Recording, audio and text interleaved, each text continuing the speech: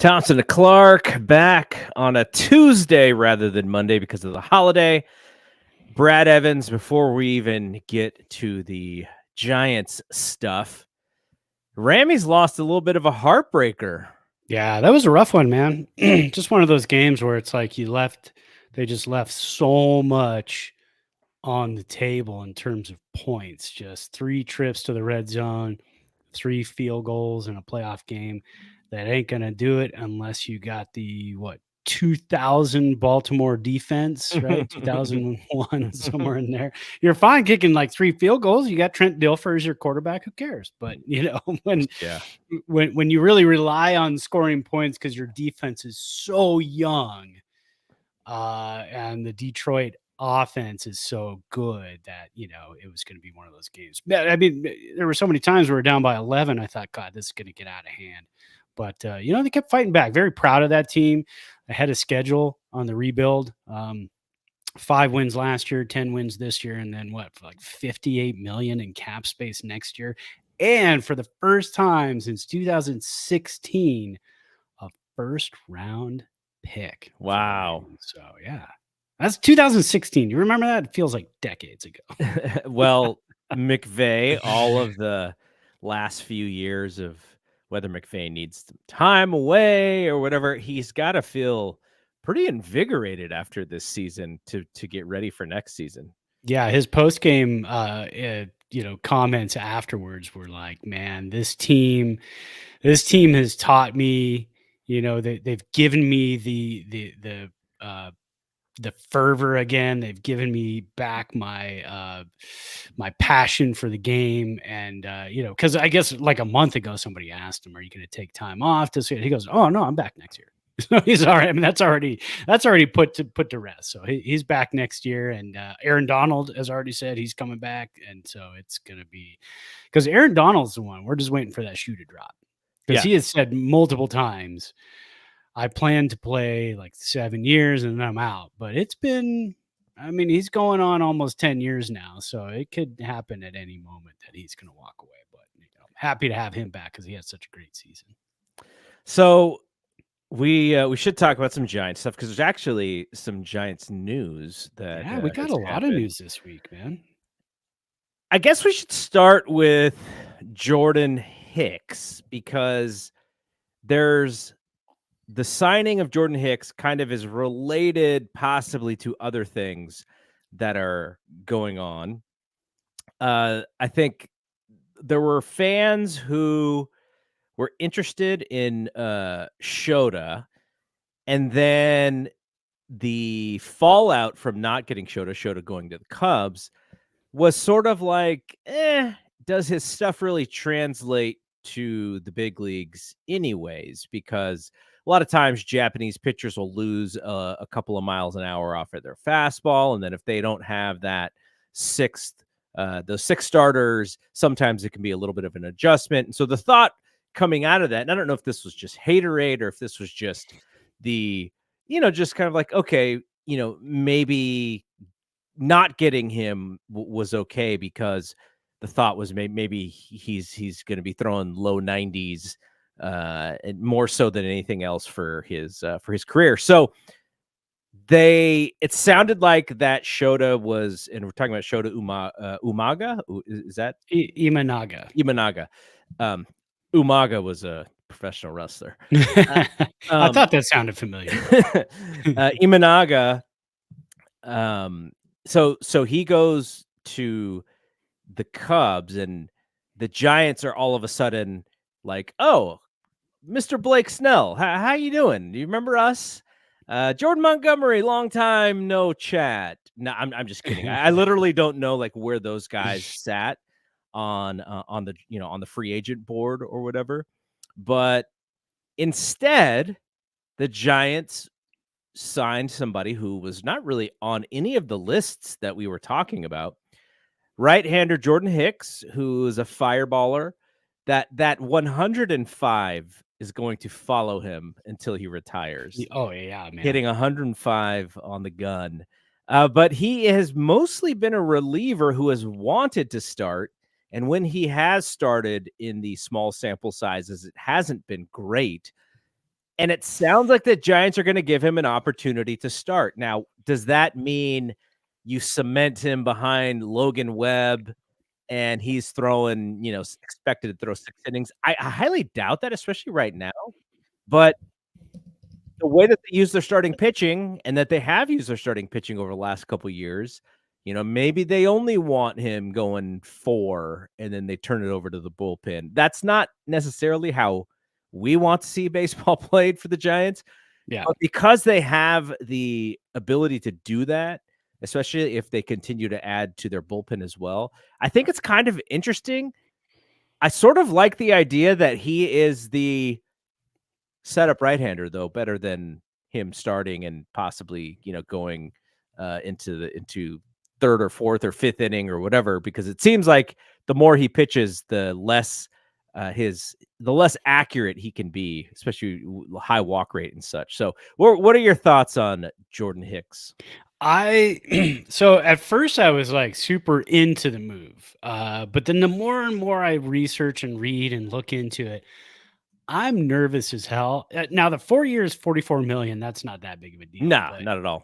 you can eat that, because again, if you end up with a closer down the line, say 3 years down the line, you end up with a closer who at that time now maybe he's throwing 98, but he's got so much movement on his two-seam fastball, and he's got that nasty sinker. That's fine. 98. I mean, God, you could throw 95, 96 at that and still be really, really effective. But it's just the injuries, the injury history. He's had Tommy John. He had shoulder fatigue at the end of last season. So those types of things, you're paying for a guy, to be there. And especially, so if you look at it, and all the talk right now is 100 innings, maybe around 100 inning max. And I think he had, let me see, 77 and 2/3 innings pitched in 2018, his rookie season. That was his high in the majors, is 77 and 2/3. So 100 would be a high. Last year at 65, if you combine, last year it's with Toronto and St. Louis, and I think the year before around 66. So he's not a touching 100 innings guy, but let's say you can get him to go 5 innings 10 times at the beginning of the season till Cobb comes back. Now you're looking at 50 innings eaten right there, 50 innings the rest of the season, which is doable, but you really got to stretch them out. So it's going to be interesting during spring training to kind of see how this develops. I still like the move. I mean, I think it's a super high, everybody has said this too. It's a very super high ceiling move. And yeah, I mean, again, he could get injured. It could just not pan out as a starter. But if he's healthy and doesn't pan out as a starter, then you've got an 8th inning guy. And then you've got a guy for Doval when he's just not on and needs a break. I think that's going to be one of our questions for the season. Who gets more saves, Brandon Hicks or Camilo Doval? We'll mix that in there.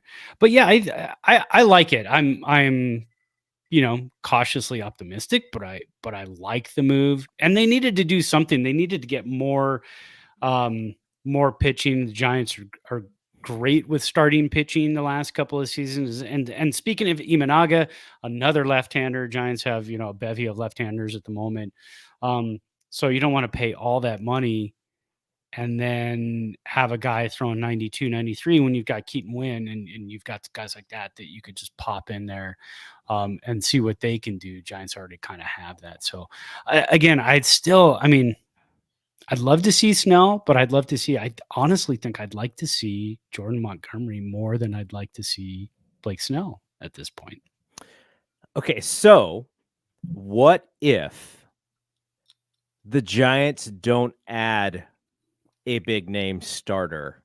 Is this move less sexy to you and more risky? Like what does that say if they don't grab another guy?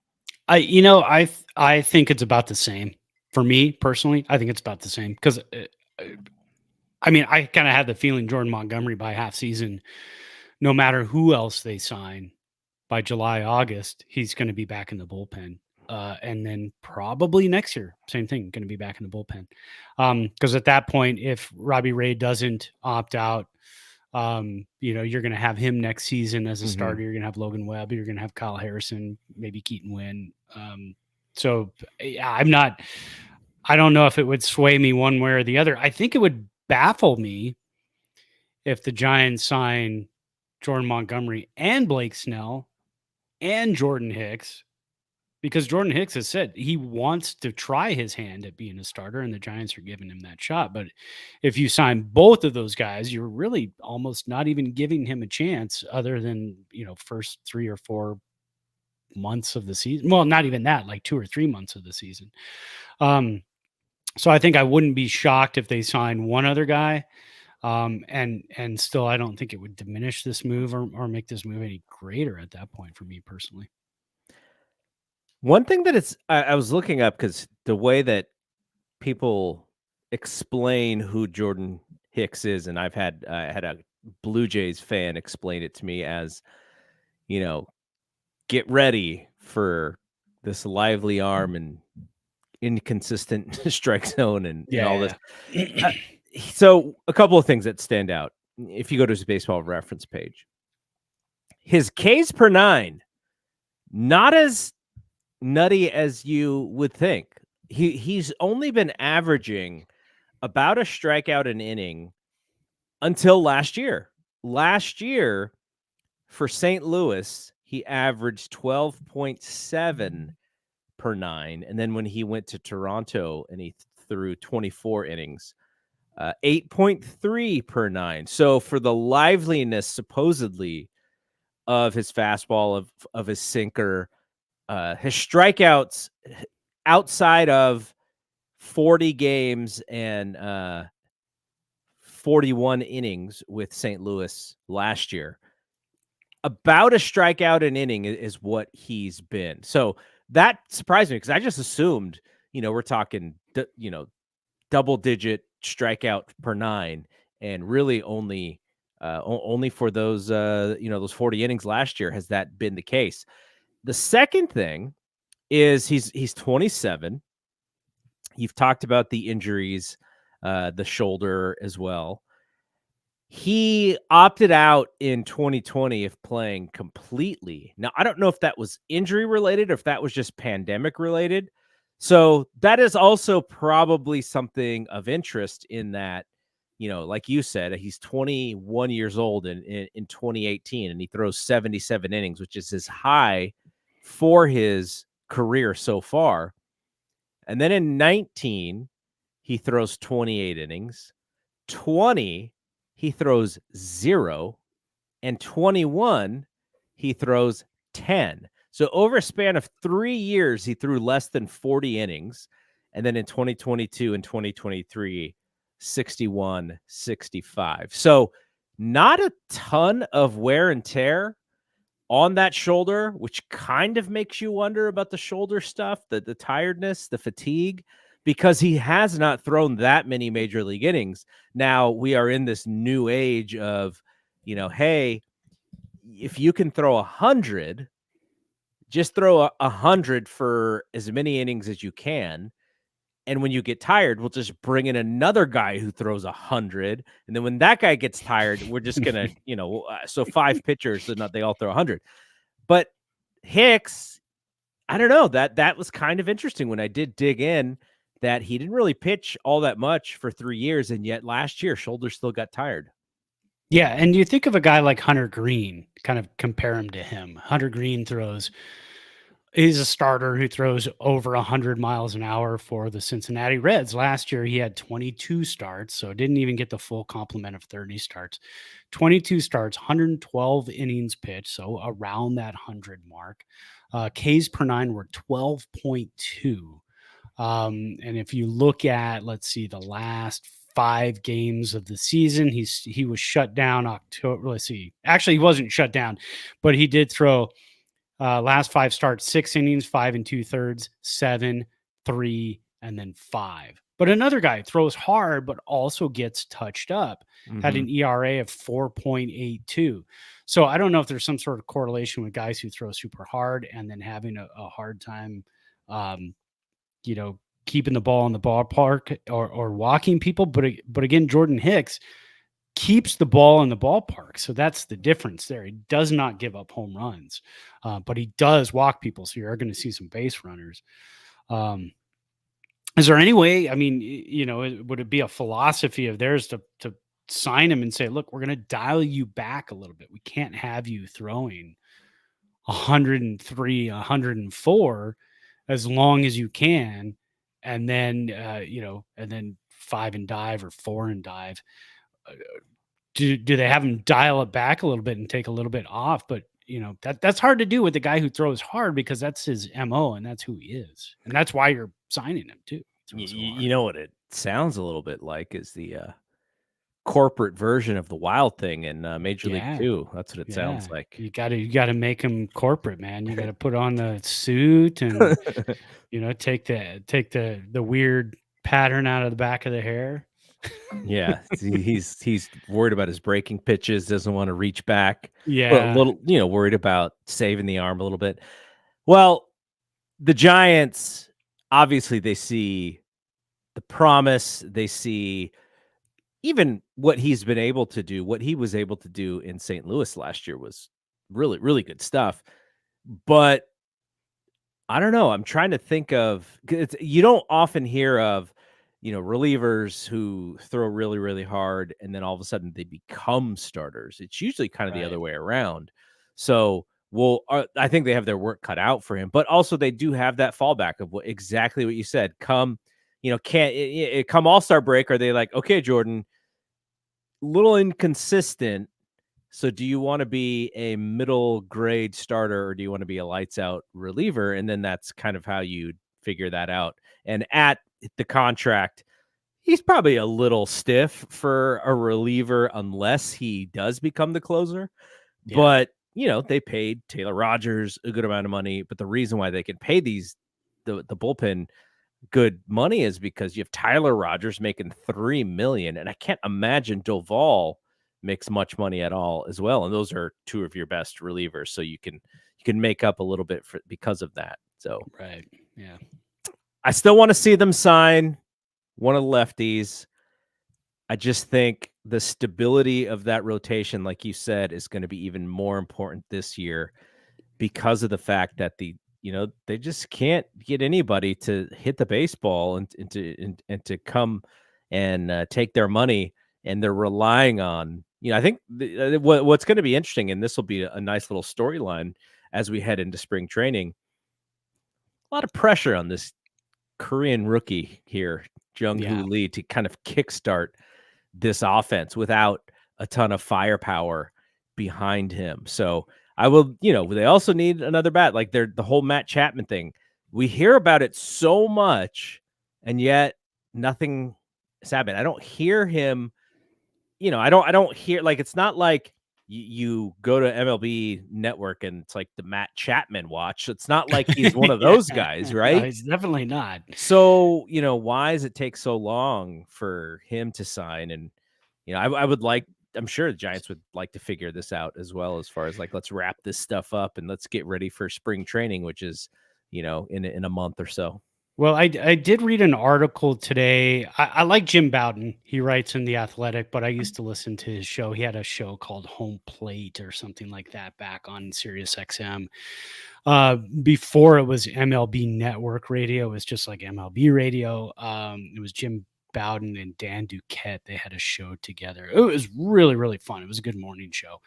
But he used to be, what was he, the GM of the Reds back in the day, and also the Indians at the time, and some other teams. But he had an article today, and he did mention, and I had completely forgotten about this, and I didn't realize it was making such an impact on the signings at this time, but there's a bankruptcy hearing this coming Friday for Diamond Sports Group, that holds Bally RSNs and 11 teams rights to television broadcasting. So when that comes down to it, I think once that hearing is over and that the decision is made of how much is owed and all of that other stuff and how much the teams get back, he is predicting at that point, over those next 2 weeks, it's going to be like a fury of signings.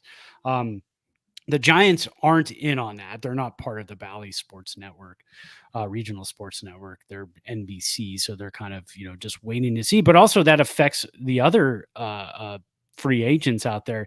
He did a prediction on on 10 free agents. He did predict that Snell would go to us. At around 7 years, 170 million. That's yeah, I know. That's what Nola got. So that's what, kind of he's looking for. That's a lot of jack, man. I don't know if I want to spend that, but ain't my money. But Yeah, exactly. Could tie us up for the coming years. Hey, man, look, yeah. the bottom line, the more that the Giants spend, maybe the less amount of money Charles Johnson can give to the Donald Trump campaign, right? I'm okay with that, man. Exactly. Eat up that money and give it to Snell and his sleepy eyes, man. He also did say Jordan Montgomery to the Rangers, Bellinger back to the Cubs, Chapman to the Blue Jays. But that one was loose because he pretty much said it depends on where Bellinger goes. If Bellinger goes to the Giants, Chapman probably goes to the Cubs. But Chapman and Bellinger, he's saying are the two hot like bats, trying to figure out where they're going to go, and then it all kind of domino effects from there. Hader to the Yankees. But when he predicted that salary for Hader, it was like 20 million, 21 million. That's double what Jordan Hicks would get. So if you think, if you don't think we got Jordan Hicks at like a bargain, I mean, if you look at it and you say, well, you could be signing Josh Hader for friggin' 21 or 22 million dollars a year to close games for you as the Yankees, then you can have that because I don't want that. JD Martinez to the D-backs where he played years ago, I think. Now Rhys Hoskins, this was an interesting one. He said pretty much if Bellinger and Chapman don't fall to the Giants, then the Giants would be turning their sights towards Rhys Hoskins coming off of ACL surgery. He didn't play last year, but he's a 30-plus home run guy, below average defender, but he can play the outfield. He can play first base, and he's a career 125 OPS plus. So, he's thinking the Giants would probably turn their attention because we need a bat. Like you said, we need a bat. So Bellinger, Chapman, Hoskins. I mean, Hoskins, two of those guys. Hoskins, also known as a younger Mitch Haniger, by the way. Yes, exactly. Hopefully with a lot more power than we got to see out of Haniger. We know Haniger's got the power. Yeah. We didn't get to see it, unfortunately. And then the last three, Jorge Soler to the Mets, Justin Turner to the Guardians, and then Clevenger to the Red Sox. You and I talked about Soler trying to turn the corner on Soler. And the only thing is so these guys like Soler, like Hoskins, we saw it with Haniger, we've seen it with Jock. Like they have gaudier numbers in places that it's a little bit easier to hit a home run than than Oracle. Pac Bell, AT&T, SBC, Global, Park. What? All of those. That's what's hard to tell, right? Is what do those power numbers turn into at Oracle? It's the same thing's going to be Matt Chapman because people are like, oh yeah, man, well he's a 25 home run guy. Well, it's like maybe 17 in Oracle versus 25. I think that's kind of the calculus that you have to do with some of these, especially the right-handed hitters, right? Because none of these guys are Andres Galarraga in his prime when he's hitting the mitt out in left field in batting practice, right? No, there's nobody like that from the right side who just is like, yeah, I don't give a crap if this park is a little spacious. I'm going to hit him over the fence anyways. So I think that's also part of it is like somebody like a Rhys Hoskins, I think he'd probably be more valuable in a better hitter's ballpark than in our park. Well, and with Matt Chapman, he did hit 39 doubles last year as a right-hander. How do you think that translates 39 doubles at Oracle? Do you think 39 so you had 39 doubles and 17 home runs. Do you think that goes to like sticks around 17 home runs because it was kind of an off season, maybe 20 home runs, but he hits like 45 doubles? Or it's 38 doubles and 7 or 8 triples just because of depending where he hits them too. For sure. Yeah, that's the thing. And how are they going to play him? I mean, if he's a spray hitter and he's slapping doubles all over the place, they're going to have to play that gap really tight, which opens up right field for him. And I'm sure defense would rather trade off a single, for or double for a single instead. But yeah, it'd be interesting. I would love to see Chapman. I'd love to see Jordan Montgomery. I still want Jordan Montgomery, Matt Chapman. And again, I don't even mind at that point adding Reese Hoskins as well. Get some more power. And Matt Chapman's on base percentage has slowly gone up. Like let me check, the last 4 seasons. Yeah, the last 4 seasons his on base percentage has slowly gone up. And Farhan's he's on base percentage going up. Come to me. What? Okay, let's reverse, or not reverse, but let's change course here and let's talk about Dusty Baker. Mm-hmm. Dusty Baker is back in the orange and black, though we won't see him necessarily wearing his uniform and wristbands or maybe it's spring. Maybe. That'd be fun. Yeah. But I'm reading the ESPN news services report. Is ESPN news services is now that their version of AI? Like, we're not having a human write this. No, I'm just kidding. Whoever writes the news, whoever writes the little wire service. Okay. Dusty Baker is returning to the San Francisco Giants for a 3rd stint with the team, this time as a special assistant in the front office, according to multiple reports. He will serve as a special assistant to President of Baseball Operations Farhan Zaidi and CEO Larry Baer. Dusty, we always root for Dusty. We rooted for him to get that World Series, which was very cool. And then we had to root for him against Bruce Bochy in the ALCS this season.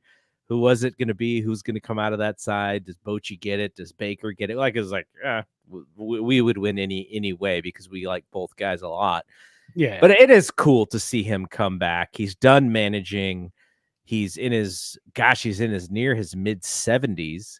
So he's a baseball lifer, and he is somebody they can lean on. I don't know exactly what his job title or what his job responsibilities would be, but I love the way that the Giants do this. Matt Williams and Dusty Baker and Bob Melvin back in the orange and black. Like, now some may say, well, yeah, of course they have to do stuff like this because they can't sign any free agents. Like, you gotta, right? Like, that's some of it. It is part of the marketing. Yeah. It's part of the marketing when you can't get a Shohei, but still, it does make you feel really good that these guys are going to be back in the organization. And, those are some of the best times that we had as younger baseball fans were those teams.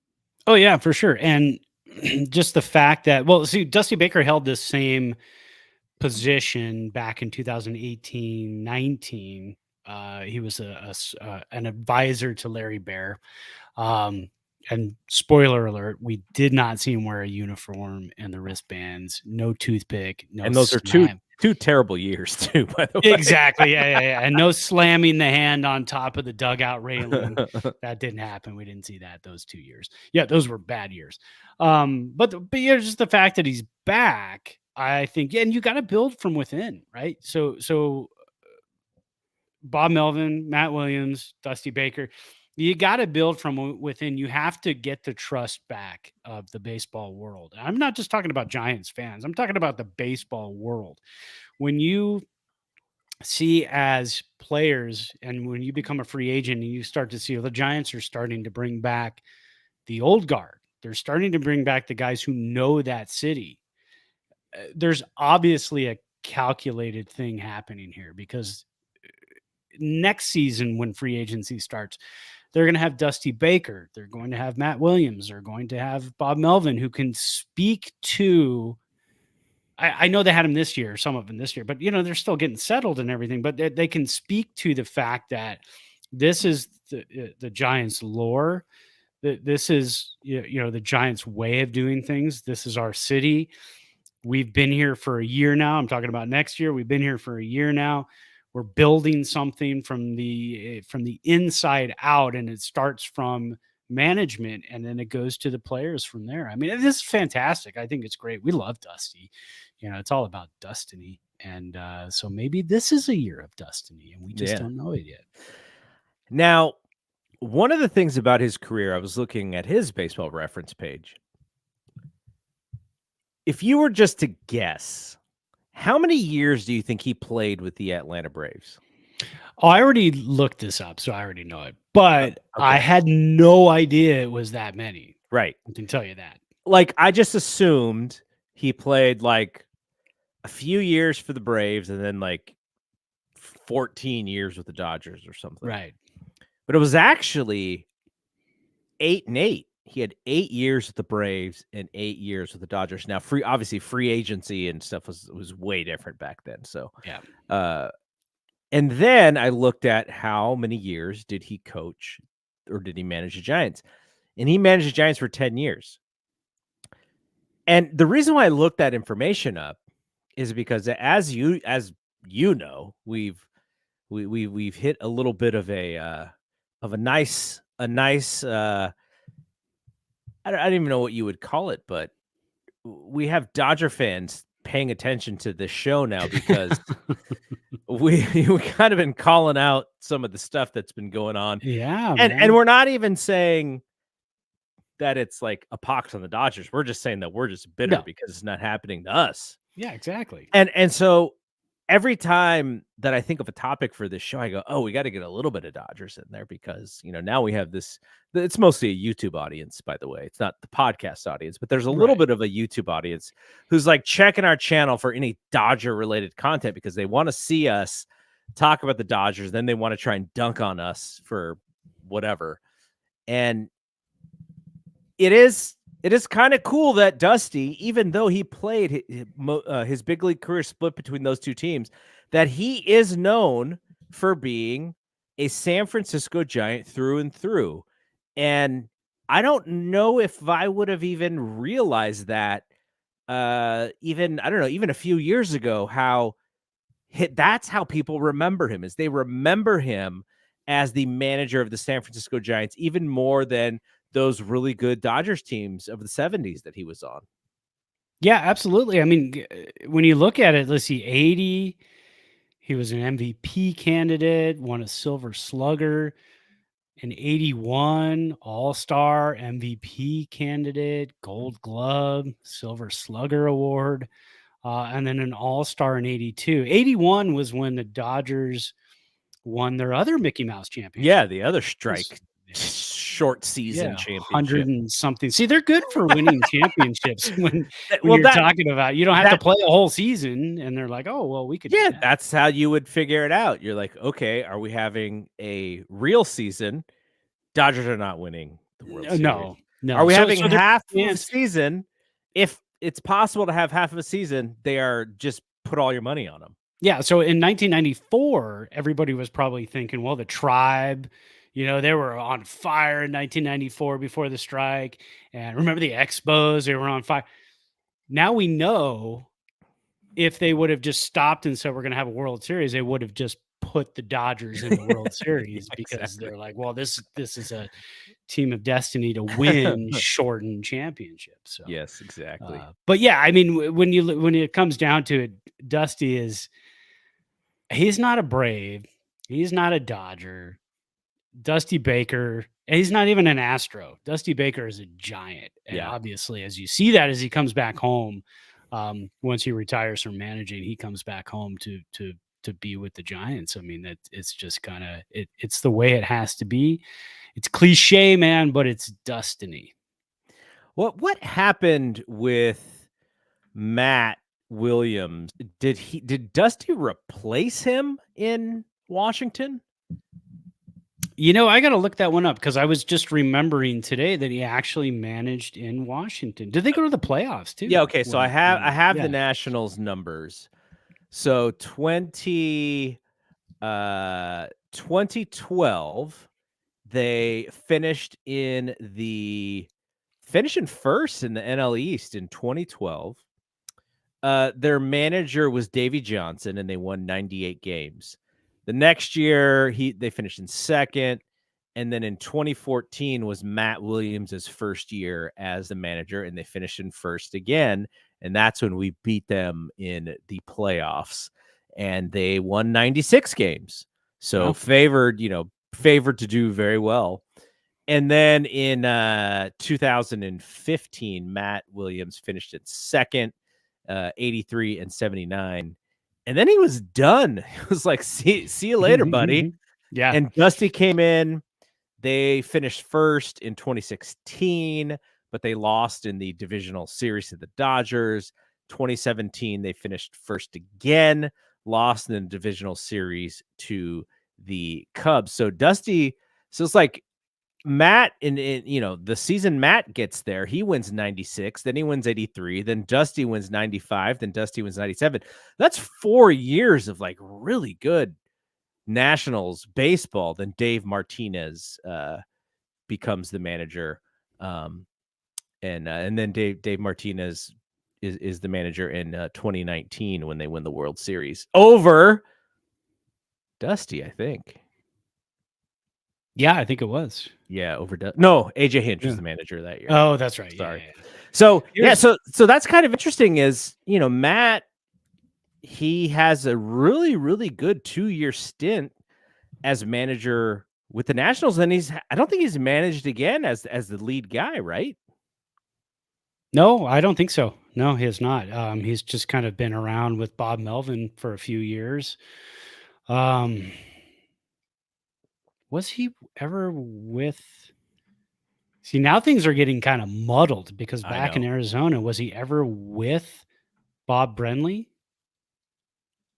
Yeah, Or good did question. they? I think he would have still been ever playing by then. Yeah, that's true. Maybe he played for Brenly in Arizona. That's a possibility. Looking at Dusty Baker's numbers too, you know how fiery he was as a manager. Can you guess the most amount of times in one season he was ejected? As a manager or player? As a manager. I'm trying to think. I don't remember him getting ejected all that much. Okay. It was usually, if I remember, because he's a little bit old school, it had to do with guys being hit or thrown at, where he would kind of get upset. Probably. Yeah, he would get fired up. It's not a high number. Which shocked me because I always thought, well, maybe like, somewhere around 7 or 8. But I would say probably like 3 or 4, maybe. Yeah, 3. 2004 with the Chicago Cubs, and they even finished above 500, and he got tossed 3 times. my favorite, like Dusty is like because he's so old school. He's like the king of like he's a little bit of a, not, I wouldn't call him a bully, but he just sits on a little bit of a pedestal because he was a good player as well. And so I think I mentioned this on this podcast a couple times. So Tim Hudson, this Giants Bay Bridge series, Tim Hudson, I guess he hit Barry. And Dusty's comment in the press was that Tim Hudson's a little too light in the ass to mess with Barry. But that's kind of the jock kind of stuff that you would get from Dusty, right? He's an old school guy, man. You don't mess around with the old school guys. Yeah. So I always, for whatever reason, I remember that comment. I thought it was hilarious as well. Because and then Huddy comes over and pitches for us for a couple years. Yeah, you think about it too. He basically played in the era of like Willie Mays and Hank Aaron and those guys. Willie Mays and Hank Aaron, they were fiery dudes, but they kind of kept it to themselves when they got fired up. Dusty's kind of the opposite. He played hard. It was a great player, and he let you know about it, man. He let you know about his thoughts and feelings on things, and that's what we love about Dusty. So welcome back, Dusty, man. That is cool. But gather all the old guys. That's put together. Well, I think this year they are celebrating the 2014 World Series team, but you could do some stuff with the 90s because you can Mhm. do some stuff with the 80s because you got Melvin, you got Baker, because remember Baker started as a hitting coach. And he Yep. even I think did he play one season for the Giants? He did. He played 1 season, 100 games, 1984. Yeah. So Um, Dusty's an 80s yeah. guy. Melvin is a mid 80s to late 80s guy with the Giants. The story of Matt Williams is in the on deck circle hitting behind Melvin in the 88 Yeah. Tops baseball card. I'm sure I have that somewhere. I'm gonna have to bust that out. Yeah. And they figured out the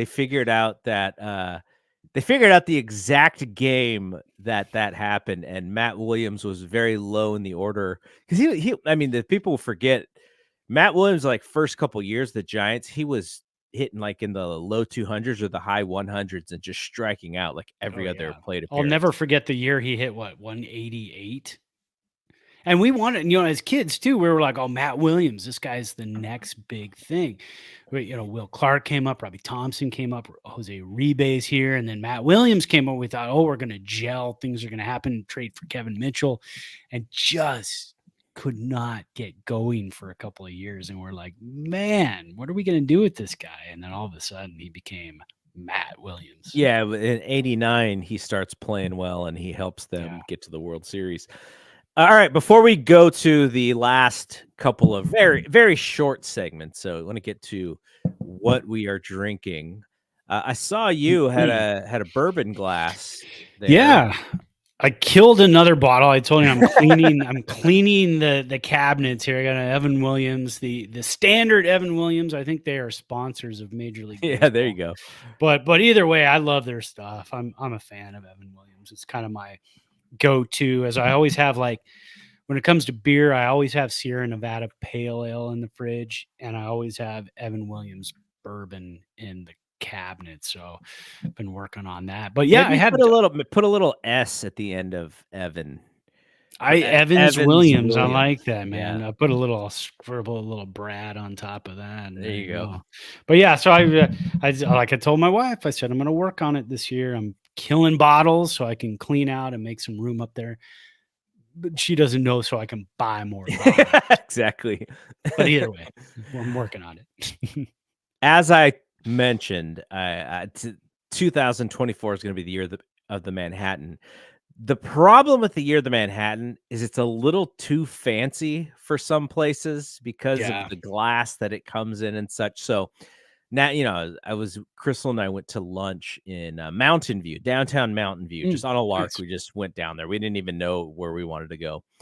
And so we go to this place called Eureka. There's a Eureka in Cupertino on Main Street as well, which is really cool place. And we're like, oh, there's a Eureka in Mountain View. Let's go to Eureka. So I look at the menu, no Manhattan.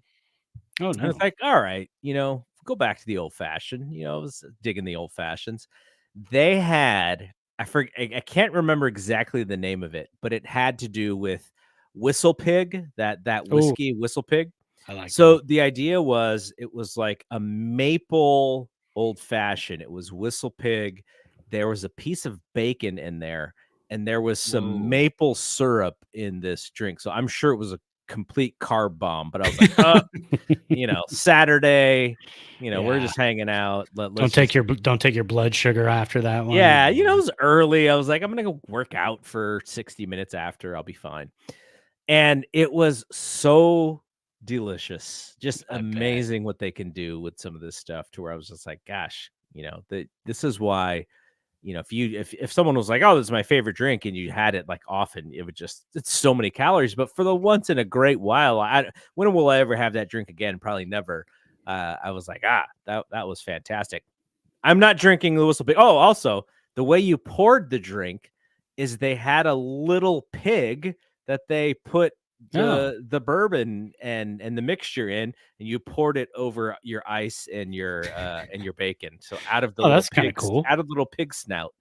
So I have today, sort of like you, I've been looking to empty out some stuff, but last week I was saying how I had that old fashioned mix. I still have that, but I have, we have some bottles of stuff. And then I was like, yeah, I'm trying to empty it out, but then why did I buy that Jack Daniel's Right. bonded one just this weekend?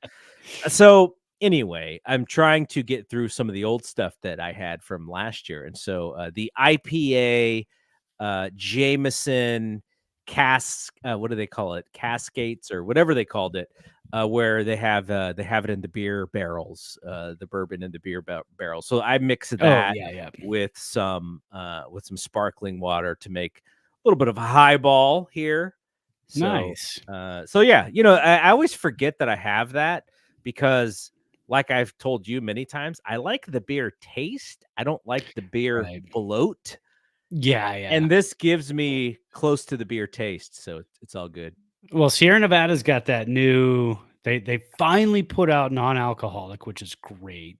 They didn't have the IPA at Sprouts the other day when we went there, but they had the golden ale. So I picked that up and I had one of those during the first quarter of the Rams game, and I was like, I can't. I gotta switch to alcohol, man. I can't. This ain't gonna. Because at first I was like, well, I'll have a couple of those and I'll have a Guinness, and then that way I end up having like total of maybe 250, 275 calories, 3 beers, and only one of them I get the 4% alcohol, so no Yeah. big deal. Yeah. I had that first one and I go, "Man, I'm getting the bourbon and I'm tossing it in the ginger ale, and here we go." And, but it was good. It was tasty. Because non-alcoholic beers, they lack something. They lack a little bit of body and depth. But the Sierra Nevada one is really good. I got to try that IPA, but I highly recommend. If you like non-alcoholic, everybody goes, well, you might as well just drink decaf coffee.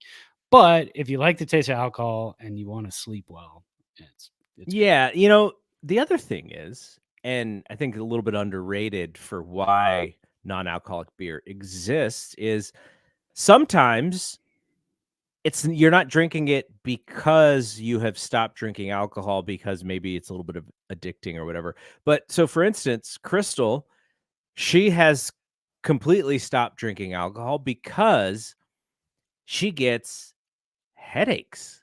Oh yeah, for And sure. she's just like, "I'm tired of getting headaches."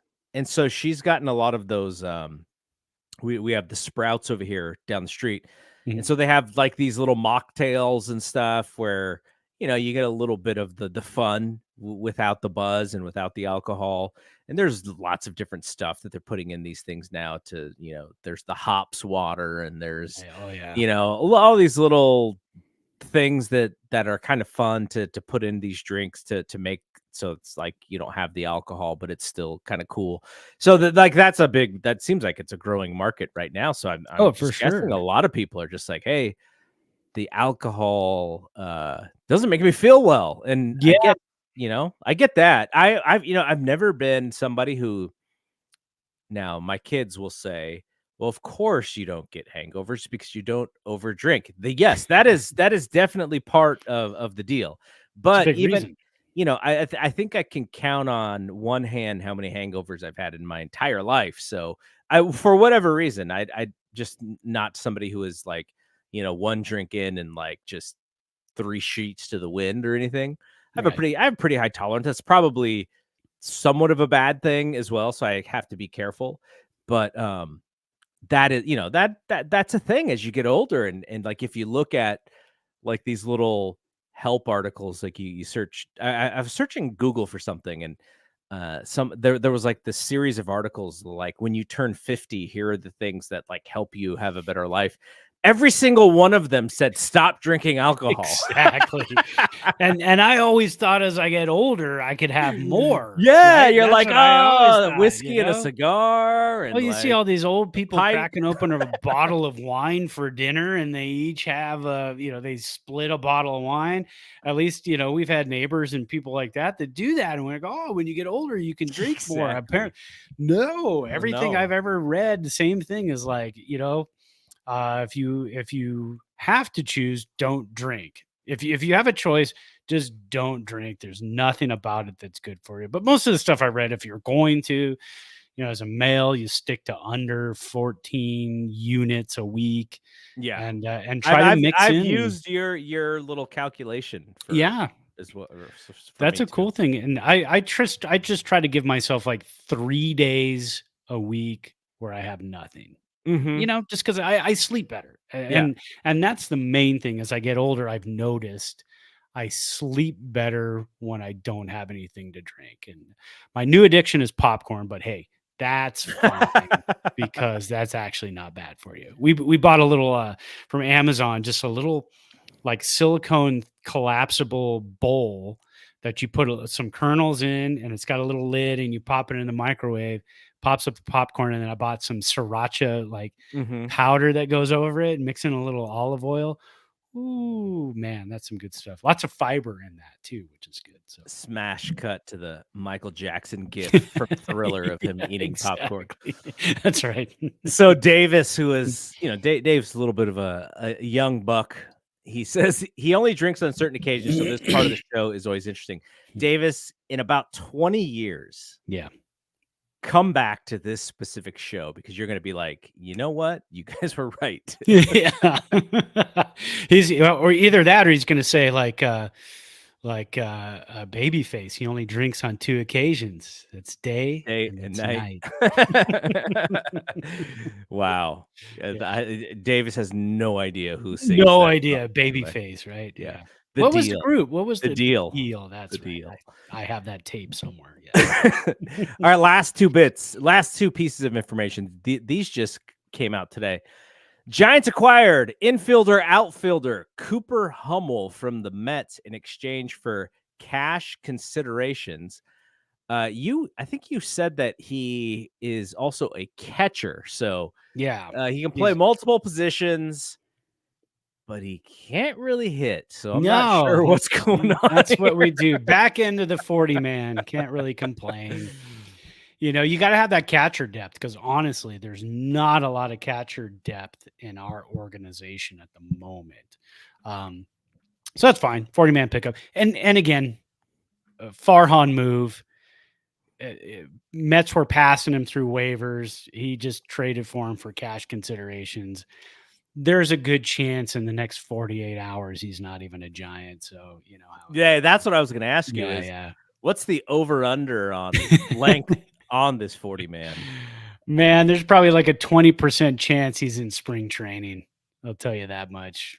Most likely 20% chance. Other than that, I think, probably 80% chance he's somewhere else in less than a month. Hey, Giants, we report in 29 days, man, February 14th, Valentine's Day. Wow. And the first spring training game is in 37 days on February 22nd. The dirty Dodgers and the poor Padres battle it out. That's the only game that day. So I have a friend. His name's John Muse. He, I don't exactly. He's involved with his kids' baseball, but I think he's also involved in. I want to say it's a travel ball league or something because he told me that one of his kids, and he didn't mean his biological kids. I think he meant somebody that he's possibly coached. Was invited to the Padres spring training this year. Oh wow! So that was really cool. So I'll figure out the name and maybe we'll watch that player to see how he does because that's cool when somebody has a kid playing and I've talked about Andrew Kachel, somebody who played against my youngest son in Little League. Like I think he's going to be in Richmond this year. So for the Giants, so it's just crazy. Also means we're just old. Well, yeah, I mean that's again. All right, we're still waking up. Yes, we're still doing this show. Hey, look at that. Hey, there you go. And we're still doing this show, and we're still loving our Giants. So, yeah, absolutely. Hey, that's all that matters. I could be 75, and I'm still going to do all that stuff. Hopefully. Are we still going to be doing this podcast when you're 75, though? That's only 25 years from now, man. Okay. Yeah, I don't know. Now, is it going to be us? It's going to be the kids. Or is it going to be like holograms of us? Holograms of us, or Davis can take over at that point. I don't know. Yeah, Davis. We're going to need to get some young bucks in here because we're going to I don't know. We're gonna have a lot of pills to take in 25 years, so we're gonna have to like mainly just keeping track of which pills we have to take at what time of the day for the next Yes. 25 years. All right, last thing from Alex Pavlovich. The Giants are, I mentioned the 2014 reunion. So that is August the 10th. That's going to be a lot of fun. That was the only time. Well, no, I take that back. I've been to 2 World Series games. One of them was the opening game against the Tigers in 2012, where Pablo hit 3 jacks. Very memorable game. Oh, yeah.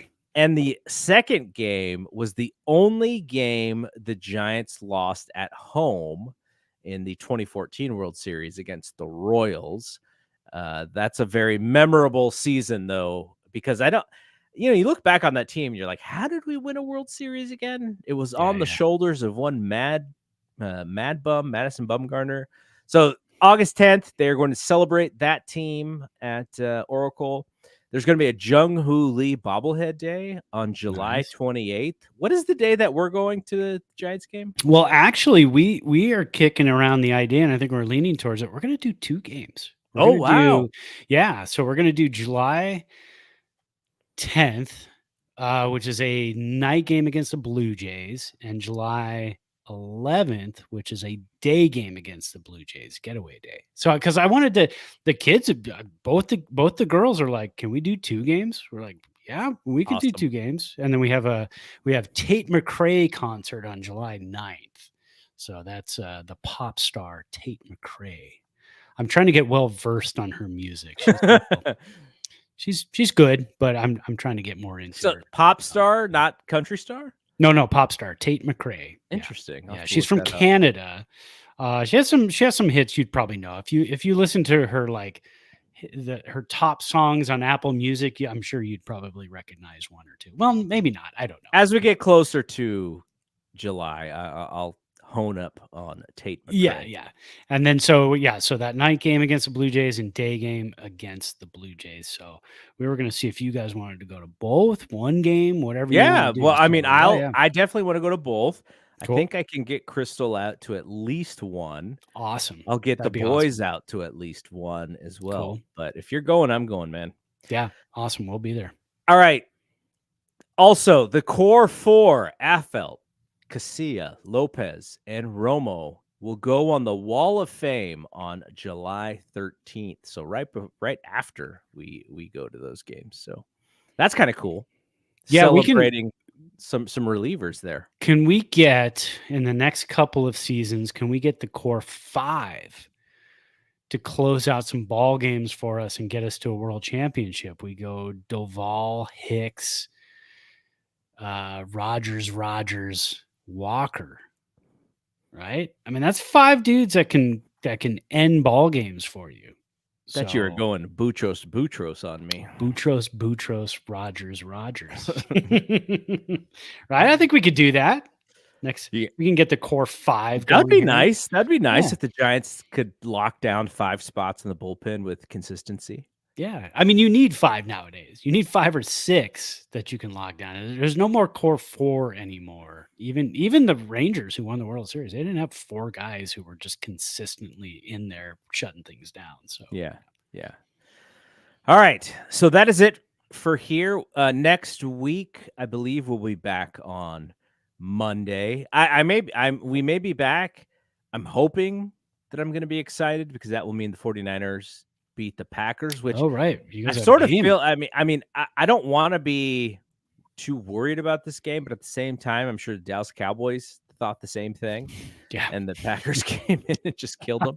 But so what we're gonna do this week? So Brian and I will be back. I believe we're gonna be back Thursday, and the Warriors are a mess. So I'm sure we'll have lots to talk about. And then on Friday night, Rod and I are going to do a preview of the 49ers Packers game.